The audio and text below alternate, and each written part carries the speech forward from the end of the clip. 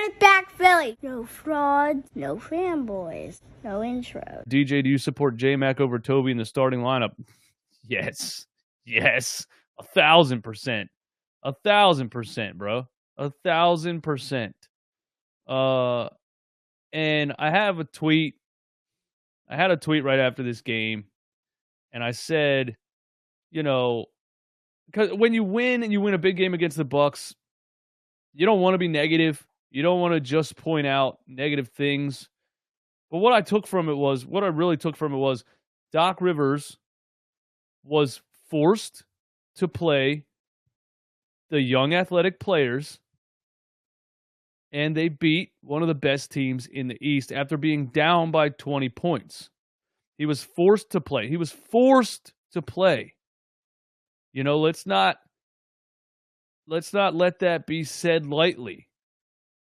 Do you remember the Atlanta Hawks series 2 years ago?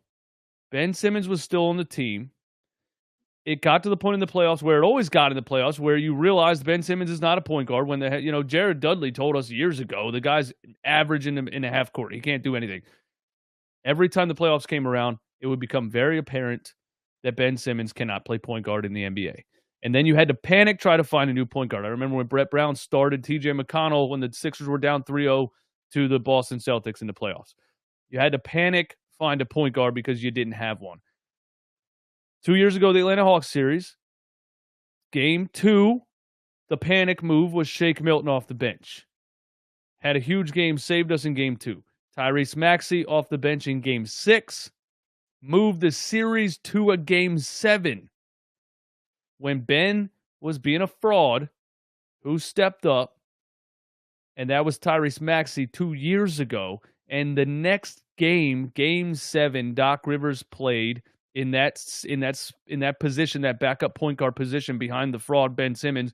Doc Rivers went with the old man George Hill, who not only was washed at the time, but literally hardly played the entire season for the Philadelphia 76ers and hardly even had a defined role.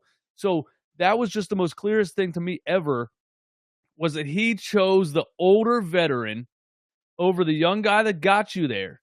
Even if that old veteran was washed and hardly even played for the team that entire season. And Big Baby Davis talked about it in an interview when he talked about the 2009 Boston Celtics, how Big Baby Davis and other young players got them to that deep into that playoff series, and Doc went with his veterans and lost the series. And he did it. He's done it a million times.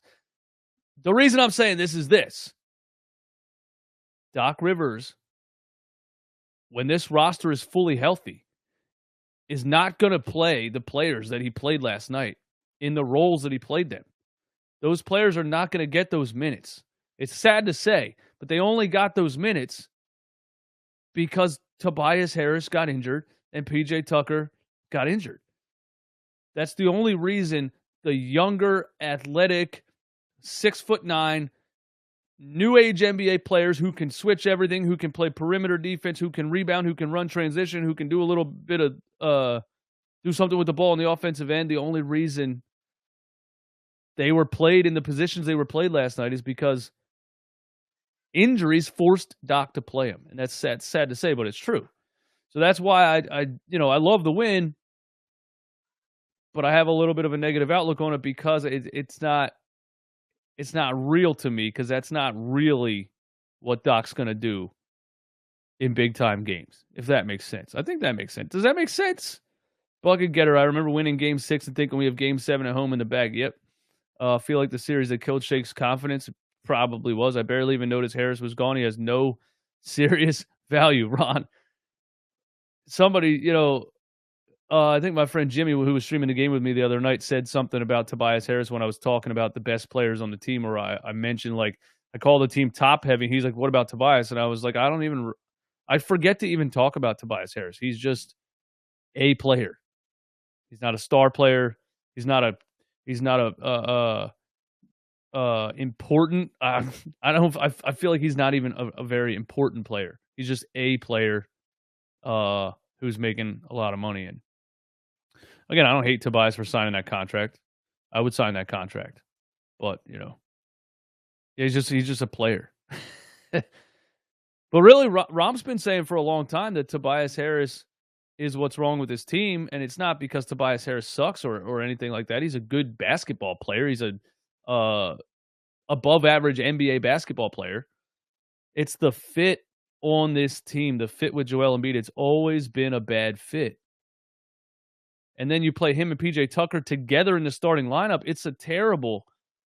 Those two should just not be at the 3 and the 4 in an NBA starting lineup. And we saw last night what happens when those two players are not at the 3 and the 4 in the starting lineup, or they're in the starting lineup, but throughout the rest of the game. And we were right, and we've been right. You need to play the young athletes. But it's not going to happen in the playoffs because those guys are going to come back, and Doc's always going to go to those guys. It just is what it is.